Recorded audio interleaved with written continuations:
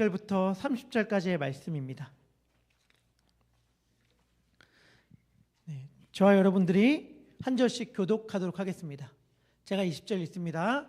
예수께서 권능을 가장 많이 행하신 고을들이 회개하지 아니하므로 그때에 책망하시되 화 있을진저 벳세다야 너희에게 행한 모든 권능을 두로와 시돈에서 행하였더라면 그들이 벌써 베옷을 입고 제에 앉아 회개하였으리라. 내가 너희에게 이르노니 심판날에 두로와 시돈이 너희보다 견디기 쉬우리라. 가버나움아 내가 하늘에까지 높아지겠느냐 음부에까지 낮아지리라. 내가 행한 모든 권능을 소돔에서 행하였더라면 그 성이 오늘까지 있었으리라. 내가 너희에게 이르노니 심판날에 소돔 땅이 너희보다 견디기 더 쉬우리라 하시니라. 천지의 주제이신 아버지여 이것을 지혜롭고 슬기 있는 자들에게는 숨기시고 어린 아이들에게는 나타내심을 감사하나이다. 옳소이다. 이렇게 된 것이 아버지의 뜻이니이다. 주셨으니 아버지 외에는 아들을 아는 자가 없고 아들과 또 아들의 소원대로 계신을 받은 자 외에는 아버지를 아는 자가 없느니라. 수고하고 무거운 짐진 자들아 다 내게로 오라. 내가 너희를 쉬게 하리라. 나는 마음이 온유하고 겸손하니 나의 멍에를 메고 내게 배우라. 그리하면 너희 마음이 쉼을 얻으리니. 함께합니다. 이는 내 멍에는 쉽고 내 짐은 가벼움이라 하시니라. 아멘. 지난 한 주 여러분들의 삶은 어떠셨습니까? 여러분들의 삶을 내가 천국을 살았다, 지난 한 주 나의 삶은 천국 같았어 라고 말할 수 있으신 분이 혹시 여기 계신가요? 주 예수와 동행하면 그 어디나 하늘나라라고 하였는데 왜 나의 삶은 이렇게 곤고한지, 천국은커녕 예상하지 못한 공격들로 인하여 힘든 한 주를 혹시 보내시지는 않았습니까? 우리에게 공격해오는 사람들을 대할 때면 우리도 똑같이 상대하고 싶죠. 우리를 못된 목소리로 대하는 사람들에게 동일하게 못된 모습으로 대하고 싶은 마음이 우리 가운데 있습니다. 하지만 분명히 알아야 할 것이 있습니다. 그것은 무엇이냐면 천국은 침노당하지만 결국에는 반드시 옳은 것으로 드러난다는 사실입니다. 예수님은 십자가로 승리하셨습니다. 예수님은 십자가의 삶이야말로 결국엔 진정한 천국의 삶이라는 것을 우리들에게 말하여 주셨어요. 우리는 예수님처럼 십자가로 하나님의 나라를 살아내야 합니다. 침노당하는 현실 가운데에 똑같이 힘으로 대항하지 말고 그 가운데에 예수님의 가장 큰 지혜인 십자가로 대한다면 우리는 결국에 그 방식이 옳았다라고 하는 것을 경험할 수 있을 것입니다. 오늘부터 시작되는 한 주간의 삶 가운데에 우리를 공격해오는 그 수많은 공격들에 힘이 아닌 십자가로 대함으로 천국을 살아가는 우리 모든 더베델의 성도님들이 되기를 축복합니다. 제가 천국에 대해 말씀드렸는데요. 예수님이 이 땅 가운데 우리에게 찾아오셔서 하시는 게 뭘까요? 예수님이 왜 우리를 만나러 오실까요? 예수님이 우리를 찾아오셔서 하시는 일은 무엇이냐면 우리로 하여금 하나님의 나라, 천국을 살아가게 하는 것입니다. 그리고 하나님의 나라를 맛보아서 후에 올 그 천국을 진짜로 이곳 가운데서 사모하고 기다리게 하시며 또한 동시에 많은 사람들에게 하나님의 나라를 소개하고 전하라 라고 하시면서 하나님께서는 우리를 천국을 경험하게 하십니다. 여러분들 듣는데 괜찮으세요? 저는 많이 울리는 것 같은데 상관없으세요? 괜찮으시면 제가 말씀드리는 것 같은데 제가 많이 좀 울리는 것 같아가지고 좀 줄여드시면 더 잘 들릴 수 있을 것 같아요. 예수님이 우리로 하여금 하나님의 나라를 경험케 하고 다른 사람들에게 그 나라를 전해라, 소개해라 라고 하는 것이 다름 아니라 전도예요. 전도. 여러분들 잘 아시겠지만 교회가 뭐냐면 교회는 하나님의 나라입니다. 이 땅에 임한 하나님의 나라, 하나님의 왕국이 교회고 이 교회로 오라고 전도하는 것이 하나님의 나라를 소개하는 거거든요.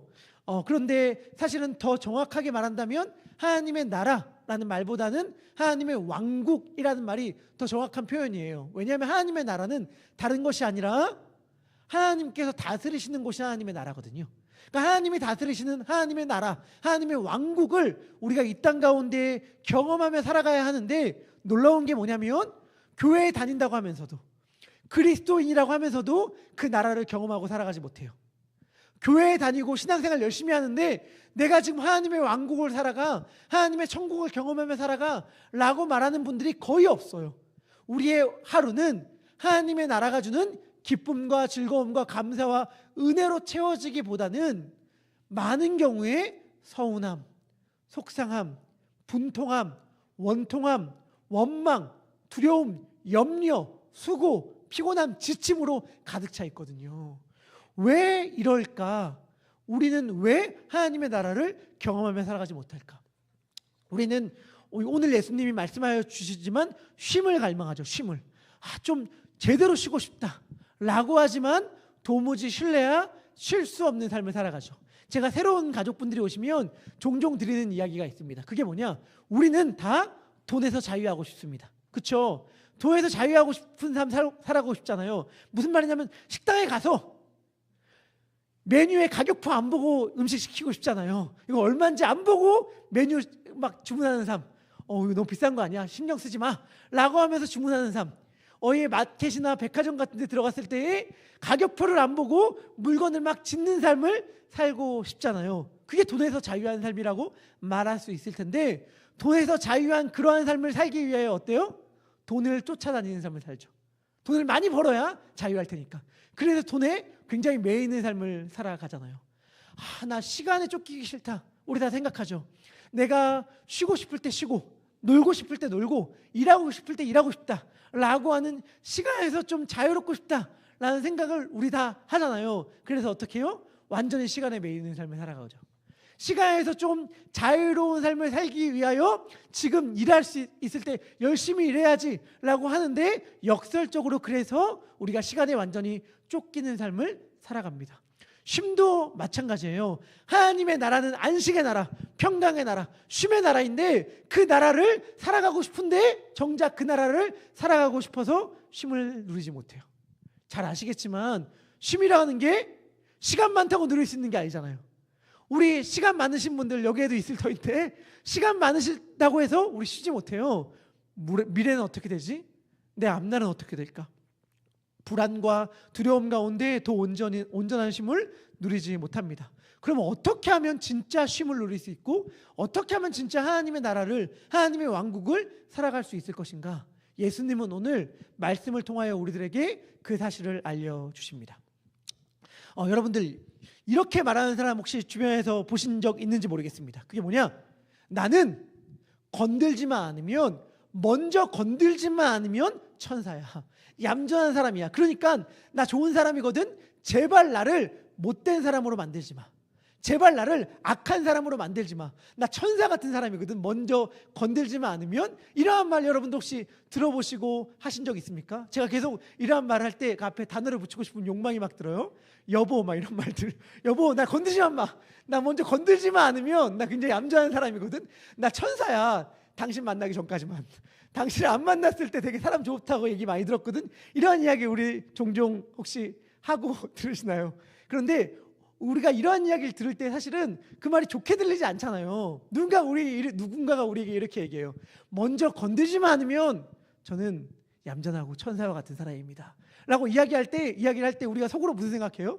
어쩌라고 저런 얘기하는 거야? 내가 어떻게 해주기로 하는 거야? 이런 생각하잖아요. 근데 놀라운 게 뭔지 알아요? 예수님이 오늘 꼭 그렇게 말씀하시는 것 같아요. 예수님이 오늘 본문 21절인데요 21절의 말씀을 보면 예수님이 지금 매우 경노하십니다. 우리 함께 읽어볼까요? 21절입니다. 시작. 베세다야, 너에게 행한 모든 권능을 두로와 시돈에게 행하였더라면 그들이 벌써 베옷을 입고 제에 앉아 회개하였으리라. 예수님이 굉장히 화를 내세요. 고라신, 베세다 이 곳들은 도시 이름이거든요. 마치 우리로 치면 화이트진저 브레아야, 화이트진저 플러트나 이렇게 말씀하시는 것 같은 마을들인데, 예수님이 이 마을들에게 굉장히 화를 내십니다. 근데 잠시 후에 예수님이 뭐라고 말씀하시는 줄 아세요? 잠시 후에 예수님이 이렇게 말씀하세요.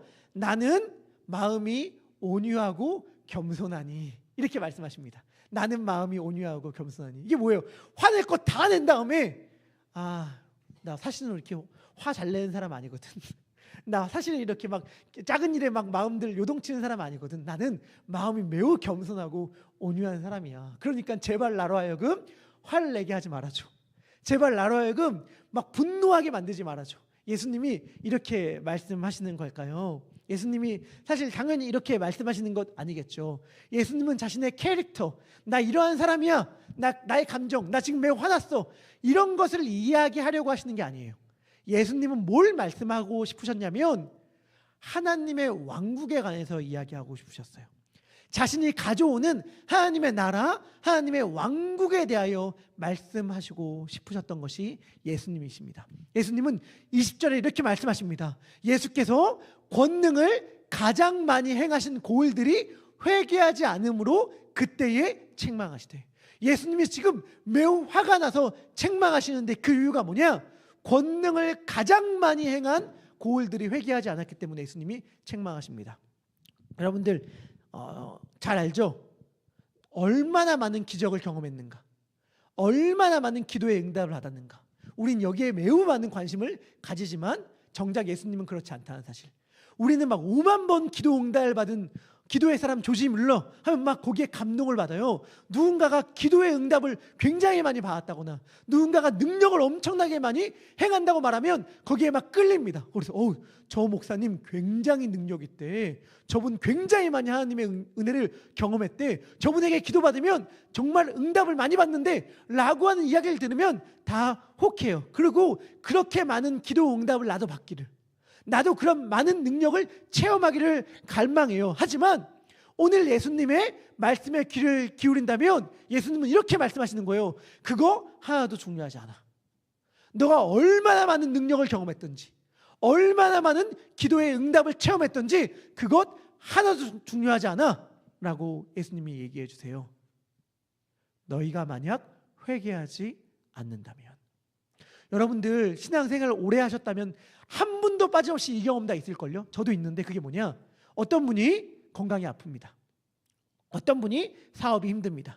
그래서 온 교회가 함께 기도해요.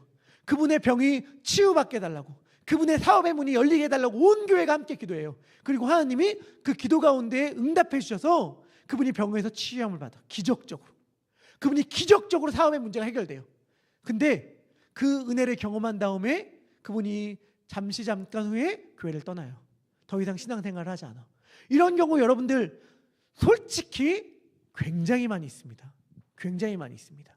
어떤 경우는 기도의 응답이 그를 예수님께로 믿음으로 더 가까이 다가가기도 하지만 어떤 분들은 기도의 응답을 경험했지만 놀라운 하나님의 능력은 체험했지만 신앙에서 떠나시는 분들이 굉장히 많이 있어요. 그래서 예수님이 말씀하시는 거예요. 중요한 건 지금 너가 기도 응답 받는 게 아니야. 중요한 건 나의 놀라운 능력이 너에게 임해서 너가 기적을 경험하는 게 아니야. 중요한 건 너가 회개하는 거야 라고 말씀하시는 거예요. 회개가 뭔데요? 회개. 제가 계속 말씀드리잖아요. 회개는 주님 잘못했습니다, 용서해 주세요가 아니라 나의 왕을 바꾸는 거라고. 나의 왕을 바꾸는 것이고, 왕을 바꾼다는 것은 나라, 왕국을 바꾸는 것이기 때문에 회개는 이민을 가는 것입니다. 내가 아무리 많은 기적을 경험했다 하더라도, 아무리 많은 기도를 응답받았다 하더라도 여전히 내 나라의 왕국의 왕이 나야, 여전히 나의 나라의 왕은 나야 라고 한다면 아무런 소용이 없는 거예요. 그렇다면 하나님의 나라, 하나님의 왕국을 경험하지 못하는 것입니다. 예수님은 그랬던 지역인 벳세다, 고라신, 가버나움을 지금 책망하십니다. 한번 지도 보여주시면 알겠는데, 지도 보여주시면 좋겠는데 잘 안 보여도 상관없어요. 저 네모 박스에 있잖아요, 빨간색으로. 저기에 세 지역이 다 묶여져 있어요. 그러니까 바로 붙어 있는 동네거든요. 가버나움, 벳세다, 고라신이라는 동네는 바로 붙어 있어요. 그런데 이 붙어 있는 동네 중에 가버나움의 별명이 있습니다. 가버나움의 별명. 성경에서 가버나움을 뭐라고 이야기하냐면 이렇게 얘기해요. 예수님이 자신의 동네로 돌아가셨다. 오운시티. 우리 그런 거 있죠. 가끔씩 여행을 막 다녔다가 이제 집으로 딱 돌아와. 그러면 저희 집은 이제 저희 집에 딱 돌아가려면 57번 국도를 타고 딱 들어와서 저희 집에 딱 들어가는 순간 여행을 2주간의 여행, 1주간의 여행을 마친 다음에 딱 들어가는 순간 어떤 생각이 딱 드냐면 집에 왔다. 그 도로에만 딱 들어가도 이제 집에 들어간다 이런 생각 딱 들잖아요. 여러분들 한국에 오랫동안 나갔다 들어오거나 라고 할 때 공항 LA 공항에 딱 내려서 쭉 타를 타고 가다가 어느 순간 내 시티로 딱 들어가면 어떤 생각 들어요? 집에 왔다 이런 생각 들잖아요. 예수님에게 가버나움이 꼭 그런 동네였어요. 열심히 돌아다니면서 사역하다가 가버나움에 딱 들어가면 집에 왔네 라고 했던 동네가 가버나움인데, 여러분 그렇다면 가버나움에서 예수님이 얼마나 많은 사역을 행하셨겠어요?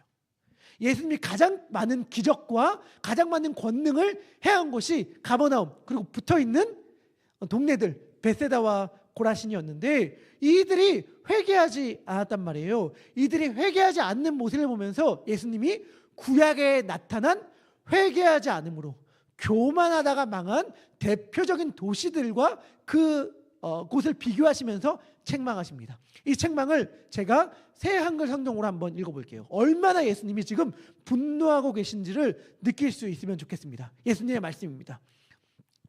끝장이다 고라시나, 끝장이다 너 베세다야. 너희들 완전히 끝났다, 박살났다. 너희 가운데 능력으로 해보인 일들을 티레와 시돈, 이곳은 어디냐면 두로와 시돈이라는 구약의 교만 가운데 있다가 떨어진 도시거든요. 티레와 시돈에서 행하였다면 그들은 오래전에 거친 천을 두르고 죄를 뒤집어 쓰고 회개했을 것이다. 그러나 너에게 말한다. 티레와 시돈이 심판날에 너희보다 더 잘 버텨낼 것이다. 가버나움아, 내가 하늘까지 높아질 줄 아느냐? 언제까지 그렇게 잘난 척하겠느냐? 하데스는 지옥, 음부, 무덤 이런 곳이고 가장 밑바닥을 얘기하거든요. 가장 밑바닥까지 내려 박힐 것이다. 너희에게 능력으로 해보인 일들을 심판받은 대표적인 도시 소돔에서 행했다면 소돔이 오늘까지도 남아 있을 것이다. 그러나 너희에게 말한다. 소돔 땅이 심판날에 나보다 더 잘 버텨낼 것이다. 예수님이 이렇게 말씀하세요. 뭐라고 말씀하시는가? 소돔의 백성들이 만약 지금 너희를 바라본다면 분통이 터질 것이다. 우리가 너희보다 난데, 우리가 이런 심판을 받았는데 어떻게 너희는 멀쩡한가? 라고 하면서 분해서 못 견딜 거라고 예수님이 말씀하시는 거예요. 내가 너희 마을에서 행한 기적들의 반만 행했다 하더라도 두로와 시돈과 소돔 땅은 회개했을 거야. 그런데 너희들은 어떻게 그렇게 회개하지 않을 수 있니? 예수님은 말씀하십니다. 이들이 얼마나 큰 책망을 받고 있는지 아시겠죠? 그런데 우리가 물어봐야 될 것이 있어요. 물어봐야 될 것. 그게 뭐냐? 그것은 왜 이들이 회개하지 않았을까라고 하는 것입니다. 무슨 말이냐? 주님의 기적을 그렇게 많이 경험했는데, 주님의 가르침을 그렇게 많이 들었는데 왜 회개하지 않았을까요? 수많은 능력을 체험하고 수많은 기도의 응답을 받았는데 말이죠. 그런데 그것은 우리도 마찬가지예요. 여러분들이 이때까지 신앙생활 하면서 정말 많은 기도의 응답을 받았는데 여전히 나의 인생의 주인이 나야, 여전히 내 왕국의 왕은 나야 라고 살아간다면 왜 그럴까요? 그 이유에 대하여 예수님은 이렇게 말씀하여 주십니다. 마태복음 11장 25절의 말씀인데요, 우리 같이 읽도록 하겠습니다. 읽겠습니다. 시작. 아버지여, 이것을 지혜롭고 슬기 있는 자들에게는 숨기시고 어린 아이들에게는 나타내심을 감사하나이다. 아멘. 회개하지 않는 자들이 누구냐? 스스로 지혜 있다고 생각하는 사람들, 스스로 슬기 있다고 생각하는 사람들입니다. 회개하지 않다고 생각하는 이들은, 지혜롭고 슬기 있다고 생각하는 이들은 회개하지 않아요. 대신 반대로 어린 아이들에겐 이것이 나타난다라고 이야기합니다. 어린 아이들과 어른들의 대표적인 차이가 뭔지 아세요? 어린아이들과 어른들의 차이. 어린아이들은 질문하는데 거침이 없어요. 우리 아이들만 해도 그런데 우리 아이들은 막 자유롭게 질문합니다. 그런데 어른분들은 그러지 못해요. 저희가 Q&A 시간 하잖아요. 모든 질문들을 저희가 다 다룰 수는 없고 시간에는 몇 가지만 다루고 나머지는 글이나 영상으로 저희가 답을 하려고 하는데 여기 계시다면 양해하고 들어주신다면 어떤 분이 이렇게 묻더라고요. 이거 혹시 실명 아니죠? 이게 익명으로 저희가 질문을 받는데 익명이어야 되는데 실명이 아니죠? 이렇게 물으시더라고요. 그런데 제가 자신 있게 말씀드립니다. 다 익명으로 저희가 질문을 받고 있습니다. 그런데 우리가 왜 실명을 두려워할까요? 우리가 왜 익명이기를 원하죠? 라고 할 때 내가 이러한 질문을 갖고 있다는 것이 부끄러워. 그 이유는 여러 가지가 있겠지만 아마도 많은 경우에 이런 이유일 수 있어요. 아직도 저것도 몰라? 아직도 저런 질문을 한단 말이야? 이런 생각들을 우리가 해요. 그래서 뭐예요? 몰라도 못 물어요. 몰라도 내가 이거를 모르고 있다는 사실을 보여주는 게 부끄러워서 몰라도 아는 척을 해요. 아는 척을 하다 보니까 어떻게 되는 줄 알아요? 스스로 알고 있다고 착각하게 돼요. 스스로 알고 있다고 착각하게 되니까 더 이상 그 다음부터는 듣지 않아요. 이게 우리들에게 일어나는 일들이에요. 제가 영화, 책, 음악 이런 것들을 좋아하는 척을 하잖아요. 그런데 고전이라고 이름 붙은 것들을 여러분들 잘 알지만 고전은 뭐예요? 많은 사람들이 읽지 않았으면서 읽었다고 착각하는 것들이 고전이잖아요. 저도 영화인데 영화를 제가 안 봤어. 너무 유명한 영화라서 그 영화에 대해 너무 많은 이야기들 들어왔어요. 영화에 대해 이야기를 많이 듣고 사람들과 그 이야기도 막 나눠요. 근데 실제로 그 영화는 보지 않았어. 그런데 많은 사람들과 그 영화에 대해 이야기를 하다 보니까 내가 안 봤는데 마치 본 것처럼 이야기해요. 이 영화 재밌던데, 이 영화 이런 게 장점이잖아, 이 영화의 유명한 대사 이거 너무 감동적이야, 막 이야기를 해요. 시간이 한참 지나면 저 스스로도 헷갈려요. 이 영화를 내가 봤나 안 봤나, 이거 지금 봤던가 안 봤던가. 근데 이거 저만 하는 경험 아닐 줄 압니다. 우리 사실 많이들 그러한 경험들 있잖아요. 중요한 건 뭐냐면 책, 영화에만 이게 국한된 게 아니라 우리의 삶 전체적으로 적용되는 이야기라는 것에 중요한 점이 있습니다. 우리가 모르는데 아는 척을 하다가 어느 순간 우리가 알고 있다고 착각하게 돼요. 신앙생활도 마찬가지입니다. 설교를 많이 듣고 많이 또 하죠.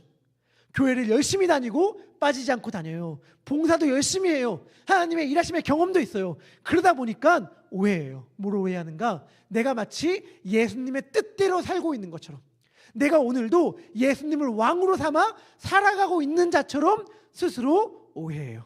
그러다 보니까 그분에게 더 이상 묻지 않아요. 그분에게 듣지 않고 내 스스로 판단하고 내 스스로 결정하면서 신앙생활이라는 게 이런 거지, 교회 다니는 게 이런 거지, 하나님은 이런 걸 원하실 거야 라고 스스로 생각하면서 살아가요. 그런데 그게 아니에요. 그게 아니에요. 이번 주에 마가복음을 큐티하는데 제가 하나 깨달은 게 있습니다. 예수님이 막 하나님의 말씀을 전하는데 두 부류의 사람들이 예수님을 오해합니다. 한 부류의 사람들이 예수님께 나와서 이렇게 얘기해요. 당신 미친 거 아니야? 이렇게 말해요. 또 다른 부류의 사람들은 이렇게 얘기합니다. 당신 귀신의 왕을 힘입어서 이 기적을 행하는 것 아닌가? 귀신의 왕을 힘입어서 귀신을 내쫓는 거 아닌가? 라고 이야기해요. 놀라운 것, 당신 미친 거 아니야? 라고 말했던 사람들은 누구냐? 예수님의 가족들, 친척들이었습니다. 당신 귀신의 왕을 힘입어서 기적 행하는 거 아니야? 라고 말했던 사람들은 누구냐? 서기관의 바리새인들이었습니다. 무슨 말이냐? 예수님에 대해 잘 안다고 생각했던 예수님의 가족들, 하나님의 말씀에 대해 잘 안다고 생각했던 서기관들이 예수님을 오해해요. 왜? 그분께 듣지 않아서. 그분께 왜 안 듣는가? 잘 안다고 생각했기 때문에 그분께 듣지 않고 그분께 귀를 기울이지 않습니다. 우리도 날마다 주님께 듣고 주님과 함께 들으면서 살아가야 되는데 그렇지 않아요. 제가 전에 말씀드렸는데 아이리스 머독이라는 영국의 작가가 쓴 종 더 벨이라는 책이 있습니다. 그 책의 여자 주인공이 보수적인 기독교 가정에서 모태신앙으로 자라서 교회 생활 열심히 하다가 어느 순간 교회를 떠나요. 근데 왜 떠나냐? 내가 예수님을 믿지 않는구나 라는 걸 알게 되어서. 그런데 내가 예수님을 믿지 않는 걸 어떻게 알게 되었는가? 라고 할 때 그 이유가 뭐라고 했죠? 기억하시나요? 그 이유가 뭐냐면 내가 주기도문을 빨리는 외울 수 있으나 천천히는 외울 수 없다는 걸 알게 되는 순간 내가 신앙이 없구나 라는 걸 알게 되고 교회를 떠나요. 너무 우리 같지 않아요? 우리 사도신경 주기도문 잘잘잘 외웁니다. 근데 빨리만 외울 수 있고 천천히 못 외워요. 제가 베델교회 가서 이렇게 이야기 드렸어요. 제가 왜 개척했는가?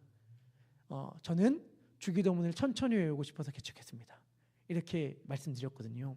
우리는 너무 잘 외우는데 그래서 몰라. 내가 너무 잘 주기도문과 사도신경을 알고 있다고 생각하고 외우고 있다고 생각해요. 그래서 그 내용에 대하여 한 글자씩 한 글자씩 곱씹으면서 고백하는 능력을 다 상실을 했어요. 그 기도에 담긴 의미를, 그 고백에 담긴 절절함과 처절함을 우리는 완전히 상실했습니다. 여러분, 우리 오늘도 사도신경 고백했거든요. 오늘도 사도신경 고백했는데 우리가 고백한 사도신경이 오늘날 우리 가운데 오기 위하여 얼마나 많은 피 흘림의 역사가 있었는지 여러분들 아십니까?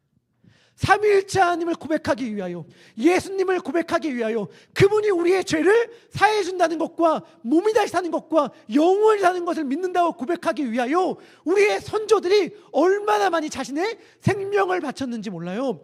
하늘에 계신 분이 우리의 아버지시다 라고 고백하기 위하여 수많은 사람들이 죽어갔어요. 우리가 고백하는 믿음의 내용들은 그 어마어마한 눈물의 역사, 피 흘림의 역사를 딛고 여기 가운데 온 거거든요. 그런데 우리는 그것을 너무 잘한다고 생각하면서 완전히 모르는 방식으로 고백하죠.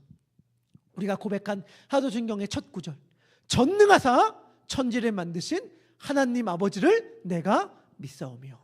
우리가 만약 이 구절 한 구절 한 구절을 제대로 곱씹으며 고백할 수 있는 삶이고 능력을 지녔다면 오늘날 우리의 삶은 완전히 다를 것입니다.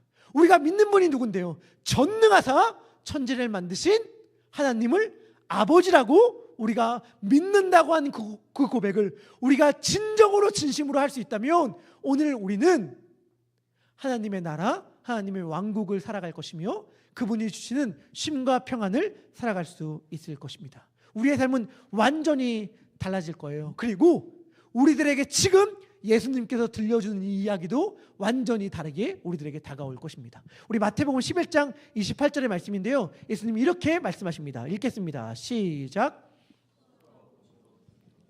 다 내게로 오라, 내가 너희를 쉬게 하리라. 아멘. 우리는 이 말씀을 너무 사랑합니다. 너무너무 사랑해요. 왜냐하면 아까 사도신경 우리 고백한다고 얘기 들었는데 제가 볼 때 현대인의 신앙 고백이 있어요. 현대인의 신앙 고백.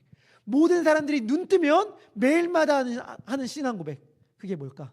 라고 한다면 전 이 말이 아닐까 싶습니다. 아, 피곤하다. 아, 바쁘다. 이 말이 우리의 신앙 고백이 되었어. 그래서 하루도 안 쉬고 이 말을 우리 너무나도 많이 반복해요. 맨날 피곤하고 맨날 지치고 맨날 시간 없고 이러한 우리들에게 예수님이 말씀하세요. 수고하고 무거운 짐진 자들아 다 내게로 오라. 내가 너희를 쉬게 하리라. 이 말을 듣는데 이 말이 너무너무 달아. 이 말이 너무너무 달콤해. 그래서 와, 진짜 쉬고 싶다. 예수님께 가면 쉬는 거 아니야? 라고 생각을 해요. 이 말을 제가 28절부터 30절까지 다시 한번 읽어보겠습니다. 제가 읽어볼게요. 잘 들어주세요.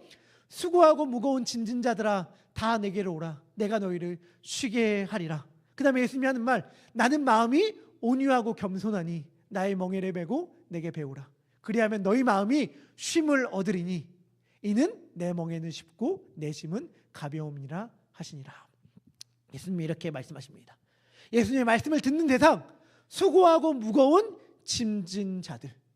여기에 예외되는 분이 없잖아요. 저는 아직까지는 아이들이 어려서 업어주고 안아주고 하거든요. 그런데 우리 아이들이 어려가지고 너무 질투가 심해요. 아직까지는 전 너무 감사한데, 예를 들면 한 명의 아들이 저희 어깨에 딱 엎이면 나머지 아들도 빨리빨리 업어다고 안아달라고 막 얘기한단 말이에요. 그래서 제가 한 명을 업고 한 명을 안고 막 집안을 막 돌아다니면서 다니는 경우들이 많이 있습니다. 그런데 그럴 때 갑자기 오늘 말씀이 생각나는 거예요. 갑자기 그 장면과. 그래서 마치 내 인생이 등에는 수고를 업고 앞에는 여러 가지 인생의 짐을 얹고 막, 근데 다리 한 달씩 막 애들이 붙잡고 있는 그 무거운 염려들을 막 이렇게 철버덕 끌어안고 걸어가는 인생 같다는 생각이 좀 드는 거예요. 근데 여기서 사실 예외되는 분들 없잖아요. 예외되는 분들 없잖아요. 뭐 아이가 막 2명은 저도 있는데 막 아이가 5명, 7명 막 이래. 한 명 어깨에, 한 명 뒤에 안고 막 한 걸음 한 걸음 걸어가는 그 발걸음들이 얼마나 무겁고 지쳐요. 그런데 예수님이 말씀하신단 말이죠. 수고하고 무거운 짐진 자들아 다 내게로 오라. 내가 너희를 쉬게 하리라. 이 말이 얼마나 좋아. 그런데 이 말은 사실은 그렇게 좋은 말은 아니에요. 왜냐하면 예수님이 이 말을 했을 때에는 굉장히 슬픈 역사를 떠올리면서 하시는 말씀이거든요. 예수님이 이 말씀을 했을 때는 구약의 어떠한 장면을 떠올리면서 했던 이야기인데 예수님은 그 장면을 떠올리시면서 이 말씀하셨는데 그 장면이 뭐냐? 쉬게 하겠다고 말하는데 그 쉼을 다 거절하는 장면입니다. 여러분, 우리가 딱 이렇거든요. 예수님이 이 말 들어요. 다 내게로 오라는. 그래서 예수님께 나아가는데 예수님이 하신 말씀이 뭐예요? 나의 멍에를 메고 내게 배우라. 내 멍에는 쉽고 내 짐은 가볍다. 이렇게 딱 말씀하여 주시는 거예요. 그럼 우리는 어떠한 생각이 딱 하게 되냐면, 아니 뭐야, 쉬게 해준 데서 왔더니 우리에게 자기의 멍에와 자기의 짐까지 지라는 거야? 라고 질문하게 되는 거죠. 한번 이미지 보여주면 알겠는데, 멍에는 뭐냐면 소가 딱 이걸 짊어지고 밭을 갈 때 하는 도구예요. 소 두 마리가 저 멍에를 딱 쥐고 가는 거예요. 그러니까 이 멍에를 예수님이 지라고 말씀하시는 거예요. 어떤 생각이 드는가? 뭐야, 예수님이 쉬게 해주신다고 해서 왔는데 결국에는 예수님의 짐을 지라는 거야? 예수님의 멍에를 짊어지라는 거야? 에이, 그러면 그렇지. 결국엔 순종하라는 거였어? 결국엔 양보하라는 거였어? 결국엔 봉사하라는 거였어? 결국엔 헌신하라는 거였어? 결단하고 회개하고 희생하고 용서하라는 거였어? 결국에는 뭐 교회 봉사 더 하라고 이렇게 얘기하는 건 아니야? 지금 내 인생도 안 그래도 힘든데, 지금 내 삶도 안 그래도 바쁜데, 지금 힘들고 내 짐 때문에 무거운데 예수님 짐까지 더 지라는 얘기니, 아, 예수님 속인 거구나 나를 하면서 돌아가는 사람들. 이 돌아가는 사람들을 예수님은 염두에 두면서 이 말씀을 하셨을 겁니다. 왜냐하면 구약을 보면 예레미야의 시대에 그러한 일들이 있었거든요. 예레미야 6장 16절의 말씀을 그리스어로 번역한 성경을 똑같이 예수님이 인용하시면서 말씀하십니다. 그러니까 예수님이 마태복음 11장 28절에서 하셨던 말씀은 예레미야 6장 16절의 말씀을 인용하신 거예요. 이때 하나님께서 이렇게 말씀하십니다. 너희는 길에 서서 보며 옛적 길, 곧 선한 길이 어디인지 알아보고 그리로 가라. 그러면 너희 마음이 심령이 평강을 얻으리라. 이 말이 동일하게 예수님이 하신 말씀과 똑같거든요. 너희 마음에 쉼을 얻을 것이다 라고 예레미야를 통해 하나님이 말씀하여 주셨어요. 그런데 이 이야기를 들었던 사람들의 사람들이 어떻게 반응하였는가? 뒤에 말씀을 보면 이렇게 반응합니다. 그리로 가라. 그리하면 너희 심령이 평강을 얻으리라 하였으나 그들의 대답이 우리는 그리로 가지 않겠노라 하였으며, 17절 내가 또 너희 위에 파수꾼을 세웠으니 나팔 소리를 들으라 하나 그들의 대답이 우리는 듣지 않겠노라 하였더라. 이렇게 말해요. 안 듣겠습니다, 안 가겠습니다 라고 말해요. 신기하죠? 하나님이 말한단 말이에요. 그리로 가면 고달프고 아프고 힘들고 지쳐있는 너의 마음이 평강과 위로와 쉼을 얻을 수 있을 거야. 그러니까 그 길로 가 라고 말하는데 안 가요. 왜? 하나님이 무슨 길이라고 말하는데요? 옛적 길, 곧 선한 길이라고 말했단 말이죠. 그러니까 그들은 이야기해요. 다 알아요. 그 길, 하나님이 무슨 말씀하는지 다 압니다. 그 뻔한 거 아닙니까? 뻔한 거잖아요. 용서하라고 하는 것, 희생하라고 하는 것, 양보하라고 하는 것, 나 저 잘 믿으라고 하는 것, 희생하라고 하는 것, 섬기라고 하는 것, 뻔한 그 길 저 안 갈래요 라고 말하고 그 길을 다 안 갔어요. 그래서 어떻게 돼요? 여전히 수고와 염려와 무거운 짐 가운데에 허덕이며 걸어가게 되는 것이죠. 예수님의 말씀도 똑같아요. 수고하고 무거운 짐진 자들아 다 내게로 오라. 내가 너희를 쉬게 하리라 라고 말했는데 똑같이 얘기하는 거예요. 안 가요. 제가 한 번 속지 두 번 속습니까? 예수님께 가면 예수님 짐 주려고 하는 거잖아요. 예수님 멍해 주려고 하는 거잖아요. 저 그 피곤한 인생 살기 싫습니다 라고 이야기함으로 계속해서 피곤한 삶을 걸어가게 되는 것이죠. 그런데 여러분, 예수님이 내 멍에를 지고 내게 배우라 라고 이야기했을 때의 핵심은 뭐냐? 예수님의 멍에는 가볍다는 거예요. 근데 예수님의 멍에가 왜 가벼운가? 야, 너 지금 몇 킬로야? 너 지금 몇 파운드야? 내 멍에는 이것밖에 안 돼. 너가 갖고 있는 짐의 수고의 반의 반 파운드밖에 안 돼. 그러니까 얼마나 가볍냐? 그러니까 내 멍에 짊어져라 라고 말씀하시는 게 예수님의 멍에가 가볍다는 뜻이 아니에요. 예수님의 멍에가 가볍다는 말의 뜻은 뭐냐? 아까 말했죠. 멍에는 어떻게 짓는 거라고요? 두 마리 소가 함께 지는 게 멍에예요. 그렇기 때문에 예수님이 내 멍에는 가볍다 라고 말할 때 그 말의 의미는 뭐냐면 내가 함께 할게. 내가 함께 너와 걸어갈게. 나와 함께 한다면 너가 아무리 무거운 짐을 지고 가는 것 같다 하더라도 가볍게 느껴질 거야. 내가 너에게 평화를 줄게 라고 예수님은 말씀하여 주시는 것입니다. 우리가 예수님께 나아가 나의 삶의 모든 염려와 걱정과 짐을 그분께 내려놓고 그분의 멍에를 지고 그분의 짐을 질면 놀랍도록 가뿐할 뿐 아니라 쉼을 경험하게 됩니다. 그런데 여러분, 과연 그분 앞에 가서 내가 짐을 내려놓는다는 게 무슨 뜻일까요? 그분 앞에 가서 내가 내 짐을 내려놓고 내 멍에를 지고 그분의 짐을 진다는 게 무슨 뜻일까요? 저의 경우를 통해서 말씀드리겠습니다. 저는 교회를 개척한 지 1년 반이 지났지만 아직까지도 부목사의 삶이 더 익숙합니다. 시키는 것 하는 게 더 좋고 편한 사람이에요.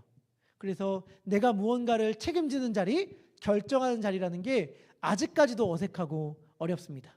그래서 우리 교회를 생각하면 가끔씩 밤에 잠이 안 올 때가 있어요. 우리 아내는 못 믿을 수도 있겠지만 제가 진짜 잠을 잘 자는 사람이거든요. 어디를 가든 어디에 있든지 전 정말 잠을 잘 자는 사람인데 교회에 대해 생각할 때 밤에 잠을 못 잘 때가 있습니다. 우리 교회 어떻게 될까? 과연 잘 가고 있는 게 맞나? 우리 교회 성도님들은 지금 교회 생활을 어떻게 하고 있을까? 행복하게 하고 있을까? 하나님의 나라, 하나님의 왕국을 경험하고 살고 있는가? 예배 때 우리 성도님들은 하나님의 말씀을 듣고 있나? 하나님께 은혜를 받고 있나? 이런 질문들이 막 일어나면 불안과 초조감에 휩싸여요. 그래서 어떻게든 하나님의 말씀을 듣게 하고 싶어서 막 목소리 데시벨이 막 올라가요. 그럼 어떻게 돼요? 목이 갈라지고 막 찢어지고. 그러면 저희 아내가 여보 설교할 때 소리 좀 지르지 마. 하나도 안 들려. 오히려 나는 막 애간장이 타서 소리를 지르는데 더 안 들린대. 불안감에 염려 가운데 막 휩싸여서 막 소리를 지르려고 하다가도 이게 어떻게 되는 걸까? 막 질문하게 되고 새로운 분들이 와서 막 얘기 나누고 막 이럴 때는 막 너무 잘 얘기 듣다가도 돌아간 다음에는 연락이 안 되면 우리 교회에 관한 불안감과 두려움이 더 커질 때가 있고 그럴 때에 반잠을 못 이루는 저에게 주님께서 저에게 이렇게 말씀하십니다. 문구야, 이 더베델 교회 담임 목사가 누구냐? 근데 이 질문을 딱 받으면 마음 가운데 평화가 임해요. 왜냐면 알게 되기 때문이죠. 우리 교회의 담임 목사는 우리 구주 예수님입니다. 이렇게 고백하는 그 순간 마음 가운데 평화가 딱 오거든요. 왜냐하면 내가 책임지는 게 아니구나. 내가 우리 교회를 책임지는 게 아니구나.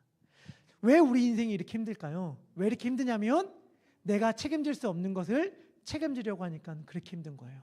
그런데 우리는 책임질 수 있는 존재가 아니고 책임지는 자리에 있는 존재도 아닙니다.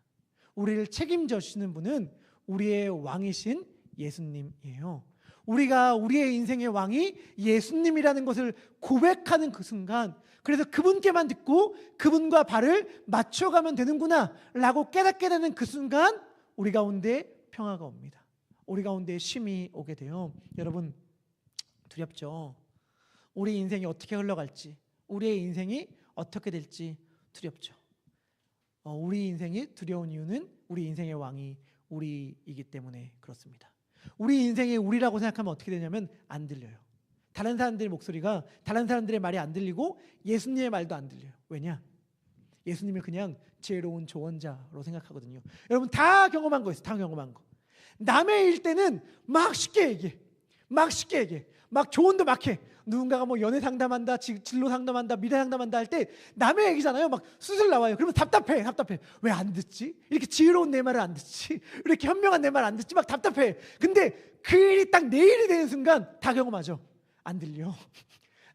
옆에서 아무리 많이 떠들어대도 우리 속에서 무슨 생각해요? 내 상황 대봐라. 남의 일이니까 저렇게 말 편하게 하지. 남의 일이니까 조언하지. 이렇게 생각하잖아요. 저도 어마어마하게 많은 그런 경험을 합니다. 목사라서 얼마나 많이 사람들에게 조언하겠어요. 그런데 그 사람이 겪고 있던 문제가 내 문제가 딱 되는 순간 깨닫게 되는 바가 있어요. 그때 내가 했던 말들 하나도 안 들었겠구나. 왜? 내가 지금 안 듣고 있으니까.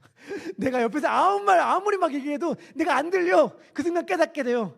내 말 하나도 안 들렸겠구나. 깨닫게 돼요. 근데 왜 그래요? 우리가 생각하거든요.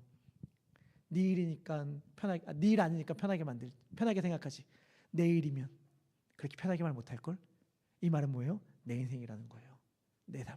그러니까 불안하고 그러니까 안 들려요. 그런데 여러분 내 인생, 내 삶, 내 문제 아니에요. 내 인생, 내 삶, 내 문제 아니고 예수님의 문제예요. 다시 말하면 예수님이 책임져 주시고 예수님이 해결해 준다는 거예요. 여러분 진짜 우리가 우리의 내 인생을 나답게 제대로 사는 길은 내 인생의 주인이신 예수님께 내 삶을 내어드리는 것입니다. 우리는 어떻게 할 수 없어요. 우리는 어떻게 지혜롭게 판단할 수 없어요. 우리는 우리 인생의 주인이 될 수 없어요. 내 인생의 주인이 내가 되겠다고 얘기했던 게 누구예요? 아담이잖아요. 내 인생의 주인 내가 되겠습니다 라고 말하고 선악을 알게 한 나무를 딱 먹은 그 순간 바로 불안과 두려움에 사로잡히고 그에게 찾아온 게 뭐예요? 수고잖아요. 수고. 내가 내 인생의 주인 되겠습니다 라고 말하는 그 순간 그는 바로 수고로운 인생으로 끌려 들어갈 수밖에 없었습니다. 그런데 내 인생의 주인이 내가 아니라 예수님입니다. 내 인생의 주인은 하나님입니다. 나는 모릅니다. 나는 책임질 수 없습니다. 주님께서 내 인생을 책임져 주십시오 라고 고백하는 그 순간 우리들이 경험하는 것은 무엇이냐면 쉼과 평안과 안식입니다.